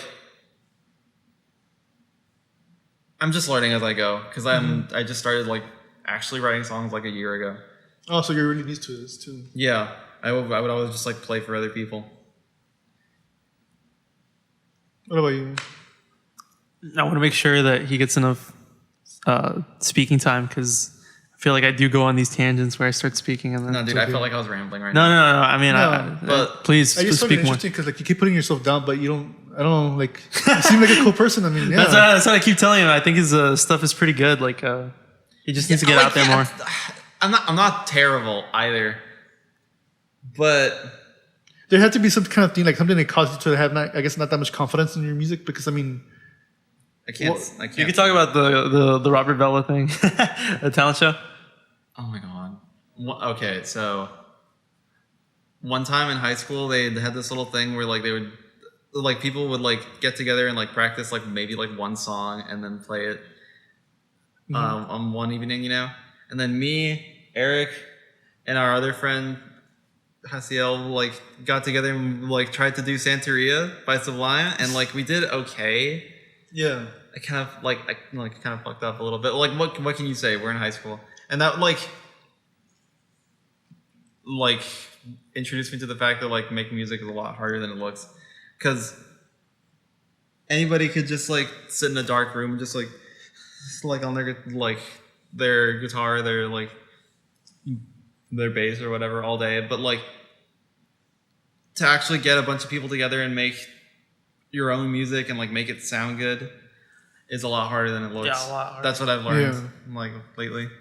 Yeah, and I think it's a good reminder to keep ourselves in check whenever we I mean, Go check me out this weekend though. It's a good reminder to remind ourselves that everyone sucks at some point. Like every single high school band. Everyone has to start somewhere. All those bands on like cringe ass compilations, #1 on YouTube, you know, whatever. Yeah, it happens. That's why like I don't like when you're putting yourself down. I'm like, come on, guy, don't do that to yourself. Yeah, don't do that to yourself. You've definitely grown out of. Like if you're really starting off, I mean, it obviously makes sense you're not the best, but it also doesn't mean you should be putting yourself down. Yeah. It's just I'm not a fan of that in general. Yeah. Like when people like do like how'd you say it? When like people make jokes about themselves and put themselves down, ironically or whatever. Like, oh haha, I have crippling depression. That's not funny either. Not like that, but like just like making fun of yourself. Like I'm like, come on, like no, put some confidence in yourself. Yeah, for sure. Obviously, you're doing something great. People want to listen to it. People have been coming up to you for a reason. No, I think it's not all that bad. You'll find like especially Angel, if he was here, he'd definitely put down a lot of his work, and we'd all like support it. I think he would. It's awesome though. I think like, he's always been from the start. Angel right? actually has a huge backlog to show for himself of like songs that he's just like sat and ironed out himself, and they're all good, you know. And how long has he been like songwriting? Since middle school. Yeah, middle school. Yeah. It takes time, I guess, which is why There's a lot of lore. Yeah, my only fear is like that you keep stuff. putting yourself down and eventually you stop doing it. But like, no, I keep going at it. I think keep going. I put out my other thing last year to like decent reception, like, but I think this one's come a long way from the last one. For sure, I agree. Yeah, I'm usually I feel like I'm not too critical of his stuff, but I'll tell him like, oh, I like this one and I don't like this one. Yeah, and it's best to be honest because, like, and I'm not gonna lie, like part of one part of the podcast that I didn't understand that would happen was like people would be sending me their music just to ask for my opinions, and I don't like criticizing people's music, but I also don't want to be dishonest to people like, hey, your music's not that good. Yeah. So it's how do you balance that? Like when you tell your brother like, hey, like I like some of the songs, I don't like the songs. Like how do you tell him? How do I tell him? I mean, I'm never like straight up rude either. I mean, there's nothing to begin with. Oliver's already got like a pretty good bass. He's got like a really good bass of what sounds good. You can know how to play guitar, but like that doesn't mean you're good at writing songs. Basically. Yeah, no, like, that's what I was trying to get at. See, even then, like he's like, oh, the song sucks, and it's already like pretty well produced. It's one person too, like one person writing everything. So like the Beatles were like 4 people writing all the songs, or like 2 people at least. It's like how much can you do with just one person? You know, like you can't always like. And the fact that you're handling all different aspects of the song and all. Yeah, and the production too. And he's like, oh, like I don't like how this turned out. I'm like, the fact that you got it out, without paying anybody to put it out or anything, or I guess so. Yeah. I wanted to jump on the influences thing if we don't mind. Oh, sure, because I haven't had a chance. So when I first started playing drums, it was right after I quit basketball, and I needed a new The first hobby. band we got into was like what, like the Black Keys or like Red Hot Chili Peppers? Yeah, I was gonna bring that up. Like the Red Hot Chili Peppers, If you know anything about me, especially when I was 16, I had such a hard on for the fucking Red Hot Chili Peppers. Of all people. Yeah, but no, I mean, they're a pretty good band. I mean. Yeah, they're a pretty good band. Now, definitely, I only stick to like one of their albums, which is Blood, Sugar, Sex, Magic. But if you go on YouTube, That's classic, I gotta say. Yeah, if you go on YouTube, you'll find a video of the drummer from the Red Hot Chili Peppers, the one that looks like Will Ferrell. There you go, yeah, Chad Smith, and he teaches you not in a very technical way, because most musicians, as we say, it's like a DIY thing. No matter it's rock, no matter it's like punk, whatever it is, it's always been like no one really gets lessons. You just teach yourself what you can from the radio or like from a school friend, and the guy teaches you kind of in the same sort of ethos, like, oh, just copy what I do. And like I learned a lot from that YouTube video of him like playing through the Red Hot Chili Peppers. But it's funny because it was like one of those instructional VHS tapes from the 90s. Yeah. Oh my god. Yeah. So it's not anything modern. It's like something from the 90s. And and I remember like I was like, this is my, I really. And then now, and then you go through the classic rock phase. I think most young guys, whenever they pick up an instrument, they go through like the classic rock. I'm still in that phase. I mean, I still like that phase too. Yeah. I'll be driving in the car with my girlfriend, and it's either like whatever she listens to or whatever I listen to, obviously, but it's all like classic rock. It's all 70s stuff. And right now, I mean, Mac DeMarco has always been like a very big. I always say this, and like I know it sounds stupid, but like Mac DeMarco is kind of the Kurt Cobain of this generation. Think about it. I mean, I would agree. I think Mac DeMarco's like influence on like modern indie rock, especially like the. Have you ever heard Mac DeMarco? No, I haven't. Okay, well, I think the name sounds familiar, but I think I heard it before, but I'm not sure to listen to it. I mean, I definitely sound like a little kid talking about Mac DeMarco because I feel like his name has been played out, thrown out. It's like when you mentioned Kurt Cobain. But it's so good. That's the thing. Like it still holds up. All of his stuff still holds up, and he was like one of the early pioneers of the entire like indie pop thing that everybody's into now. You know? Mm-hmm. Yeah, for sure. If you listen to his stuff, you'll definitely, especially. I don't want to sound like a fake fan, but it all culminates on Salad Days. Salad Days. I liked another one though. Yeah, if you listen, like I promise you, like if you leave. I'll get it on my Spotify. I'll listen to it. I'll add it to my. Yeah, you'll hear it immediately. You'll be like, oh, like I know what these guys are talking about. Like I feel like that was at least like the surface entry. How do you spell the name? It's like Mac. Yeah, and then MAC DeMarco. DE Marco. DE Marco. Right, I got it for now. Yeah, I know you have another interview. At what time? Oh no, that's till like 6. Okay. Oh, then we're good. Yeah, we're good. Don't worry about it. There's no rush. I mean, if you guys have to do something, then yeah. No, I don't have anything until 6:45, but you'll be gone by then.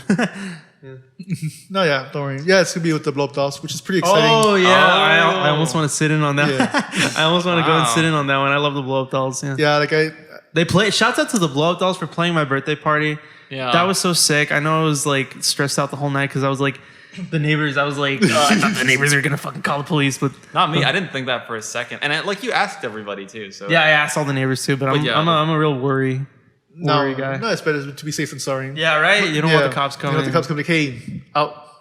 But yeah, the Blow Up Dolls are like the fastest growing band I've ever seen. Yeah, the fastest, like flat out. I think I mean, I can already like imagine seeing them with like Spotify, like on their Spotify with like a solid amount of plays and like having like well done pictures for their like their thumbnail on Spotify. Yeah, shouts out to Jasmine. Me and Jasmine.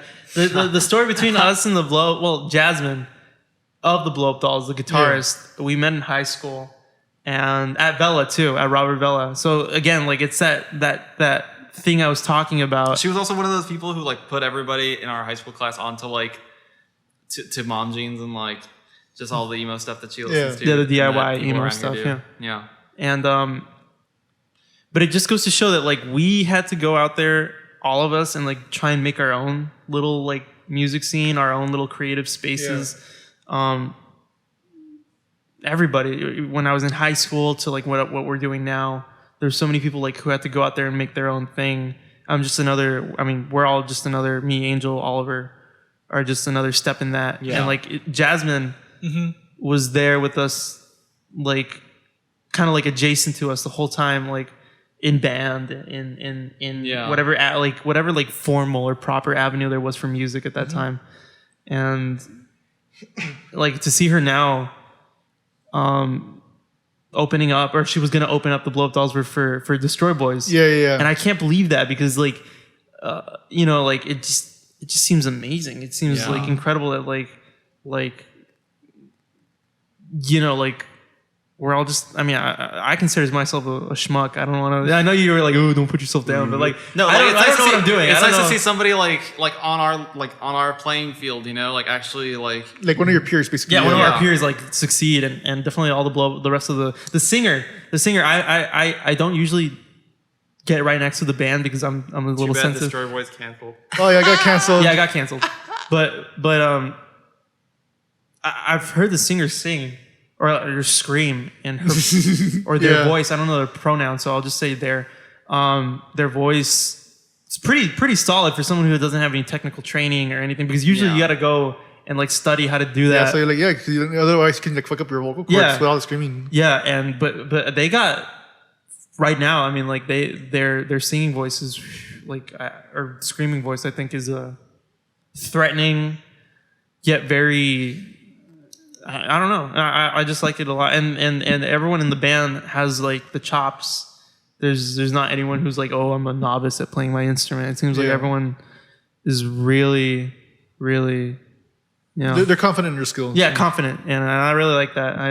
It's hard to go up there and be confident, but they. Yeah, exactly. Yeah, that's what I've been saying this whole time.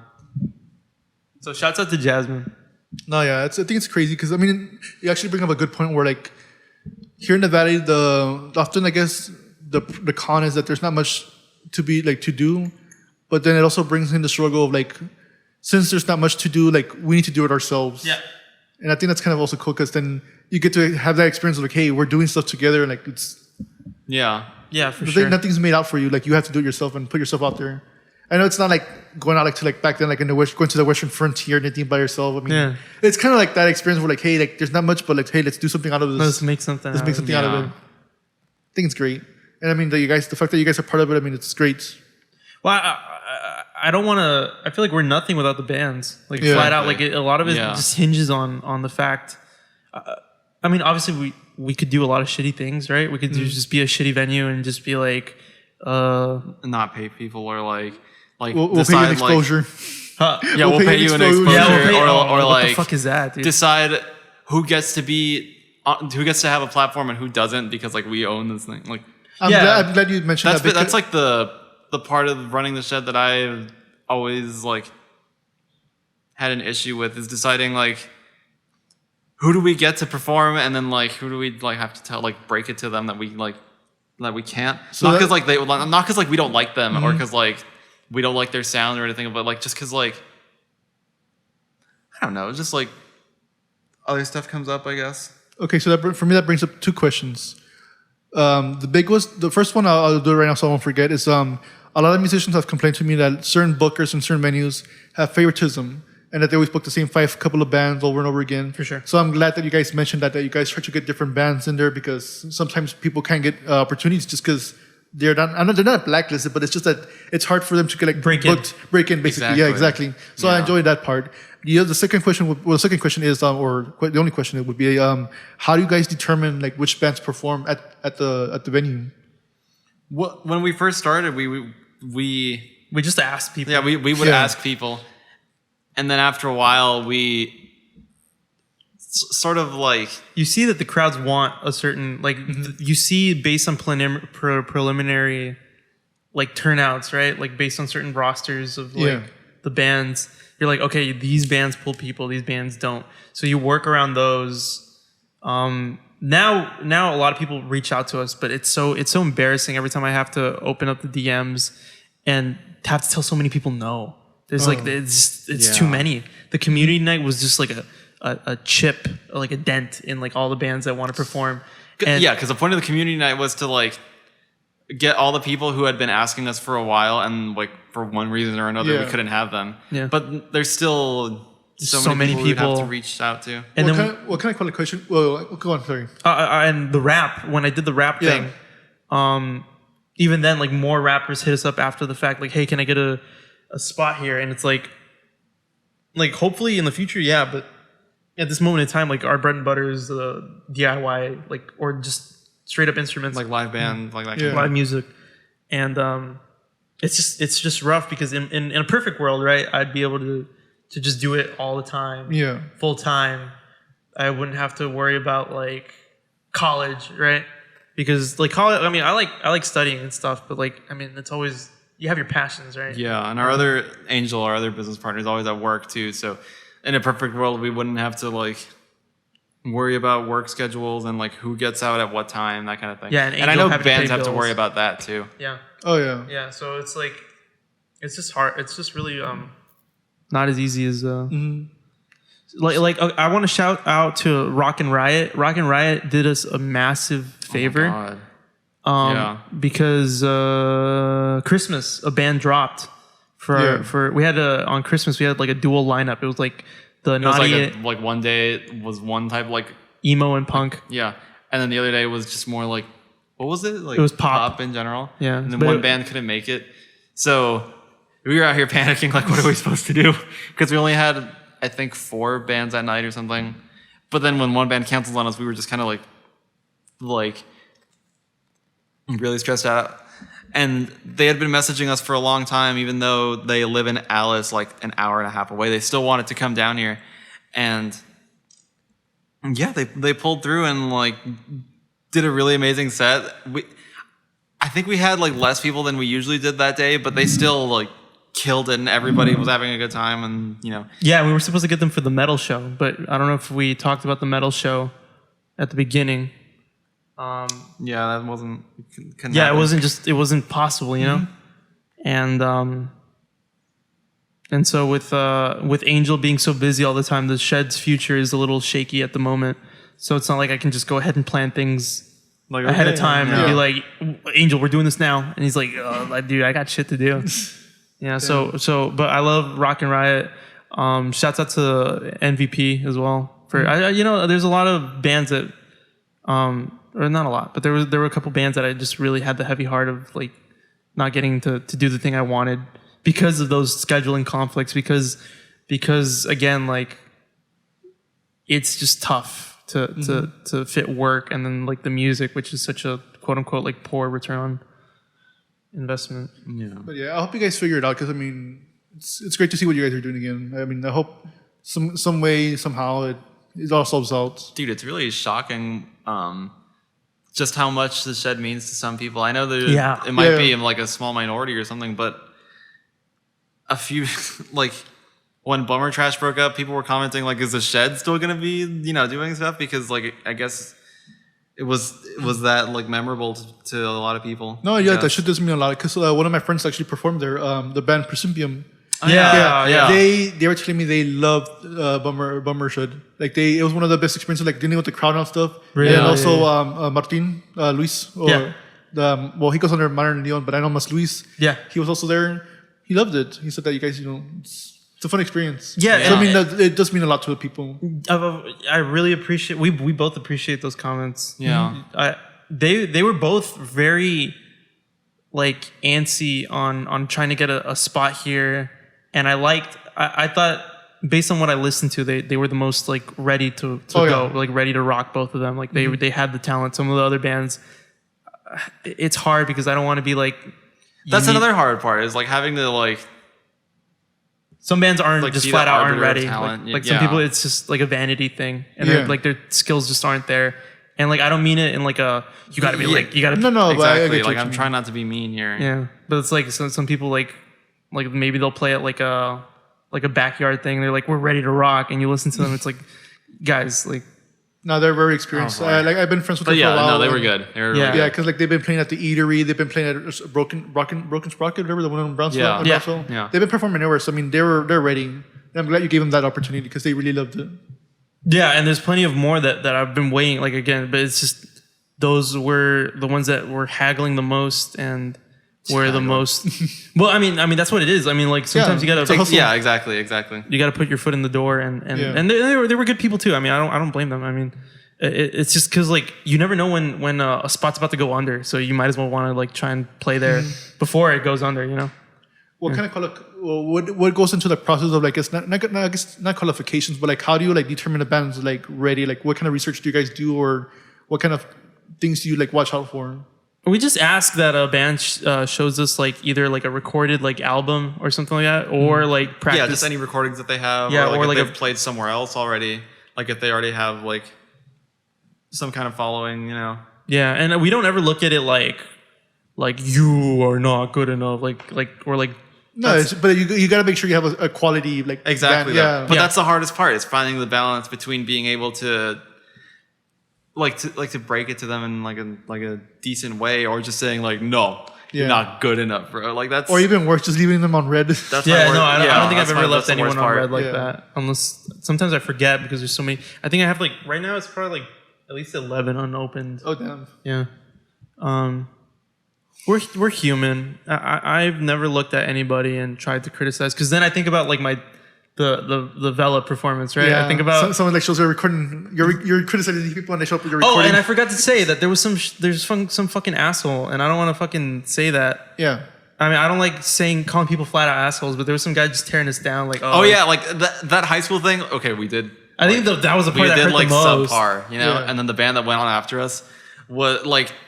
Mockingly. Okay, I guess they were a little better, but then by the end of it, like they were like mockingly, like half-heartedly, like, oh wow, that last band was really good, huh? That kind of thing. But then he's like, now it's time for some real music. It's like, fuck you, dude. Fuck you. And so like I think I subconsciously I forgot about that too. So I subconsciously carry that, and I'd always try to make sure that that we stick our necks out for the underdogs, you know, yeah, like cause, someone up and coming, yeah, that kind of stuff. But you also want to find a balance, because it can't be like that, like you also want to find a balance because you know what bands, like you definitely know what bands are like carry like prestige, right? Like some band, like people were like will die to turn out to a certain band's events, and so you have to mix it up. You have to and it's not always easy, because we've sometimes had events where we're like, oh, let's have this like a more eclectic group of musicians, and then it'll be like a dead night, like no one will like turn out, and you just kind of sit there like the bands have a shitty time, you have a shitty time, the audience didn't have a time. The audience is like, no one's here. How do you deal with that kind of thing? Like let's say you put in so much effort. How does it feel as a venue? Because I'm from a band, I'm pretty sure it feels bad, like where no one shows up, but like as a venue owner, you put up this giant night, it took a lot of work, and then like, no one shows up. How's that like? We just take it in stride. We just take it. I just feel. I want to say that like we've gotten incredibly lucky. Like I have no idea how it's happened. Yeah, it's all luck. But like we haven't had a night so far where like just nobody turns out. We'll maybe have less than we usually do. You just have the by parents. a small margin, but it's never empty. Like I've had that experience a lot a couple of years ago, before live music around here started to grow in popularity. That's where I met Angel, was at like a dead night. Yeah. So I'm just like really grateful and like shocked that we haven't had one of those yet. We've had we've had a couple that were less fun than others. I think the worst one we had with our second concert was probably the worst one, like in terms of like turnout. Yeah. I think our February show was bad too, only because it was cold out. It was fucking freezing. It was like 42. We were counting on it like shooting up to like 59, like 60 maybe. But no, the weather said 40. Fuck that, and we brought out like a fire pit. We were all just huddling by the fire. And the poor insert like the. I thought it was just gonna be warmer out. I thought it was gonna be like all lovey-dovey, and now we were just all freezing our asses off. And I felt bad. But the fire pit made it a little better because like everybody in the audience was huddled around it. Like it could change the experience. I mean, it was a very DIY experience, but you know, even like, though my outfit smelled like ashes. Yeah, you know, everyone wants to have a great night for the vendors too. Yeah. The vendors, for the musicians, for everyone. I mean, the thing that makes me the most happy, and I think the thing that made me the most happy about my birthday as well, was that people come out and they had a good time. Like at my birthday party when like the bands played or whatever. Yeah. And like people were like, wow, Eric, I had such a good time. That's what makes me happy. You know, like it's not like at the end of the day, it's like so long as everyone. That's what it's all about. Like we totally could have found a bunch of different ways to squeeze more money out of the shed. But the fact that people had a good time, whether it was the audience or the bands, is what means the most to us at the end of the day. Yeah. Yeah. Yeah. Well, since we're coming up on time with the podcast, the last question I usually ask my guests is, what was your favorite part of the interview? The part where we were talking about not politics per se, but like the dynamics between the different cities around here. Like when we were talking about McAllen and Mission and all that, that was fun. Yeah, I love it. For me, it's I don't know. We went through so much. Oh yeah, we went through a lot of stuff. Because I was looking at the time. It's close to 4:30. Yeah, you were like, we're not gonna hit 4 o'clock, and we're already at 4:15. I don't know. I definitely am. My favorite part of the interview is just the fact that we were able to do it. Mm-hmm. I appreciate everything that you've done for not only us, coming all the way out here to do it, but for documenting, because this is like a time capsule of where we are as like the shed, actually, but honestly. Also like the community. So I'll just say that, like, I'll just keep it short and say, like, thank you for doing. That's like my favorite part, like the labors of love that other people do. I say it a lot on the Bummershed account that like we would be nothing without the people who keep turning up to our events. Yeah, our there's some people who just like show up every single time, and it's like, and it's like we owe them like everything, especially like the attention that we keep getting. Yeah, and likewise we owe you. In the same vein, we owe you like that's the thing. A big thank you. We owe you a decent concert that you have a good time and that nobody gets like hurt, that kind of thing. No, I'm saying like we owe wholesale. Like, but yeah, thank you. This has been like a good opportunity for us to like just answer like a lot of stuff. It's a shame. It's a shame Angel wasn't here. Yeah, it's a big shame, like a massive shame. I want everyone to know, if they like sat through the whole thing, like I want them to know, like it was like, listen to Angel stuff on SoundCloud and also Spotify, because it's actually good. Like I keep saying, you guys can like plug in your social and all that stuff, and his Angel's music too. Go for it. Well, I don't know when Angel's gonna perform again, but when he does, you should turn out and see it, because it's actually good. So is all his stuff on streaming and whatnot. I have stuff on SoundCloud too, even if it's just like small ideas that I had, and I have one EP on Spotify, and I'm coming out with one sometime soon. I'm also playing this weekend. Where can people follow you guys? You can follow at Bummershed, and then there in the description of the Shed account is our handles for Angel, me, and Eric. Yeah. But I basically just have Instagram, like SoundCloud, I guess. But yeah. If you want to find our socials, it's a lot easier for me to just say, go to the Bummershed page and you'll find us there. Yeah. But yeah, thanks so much. I mean, for me, I gotta appreciate you guys more, because I mean, like, the fact that you guys said yes to the interview. I mean, you guys don't have to. No, it's just fun, dude. No, it was definitely fun. I hope I hope this is entertaining to a lot of people. Maybe because like I think we've been not secretive, but like we just don't get that much. No one goes around like, how are you doing it? Like no one's we don't get that. So maybe this might be and like you were like the one like, how do you do it?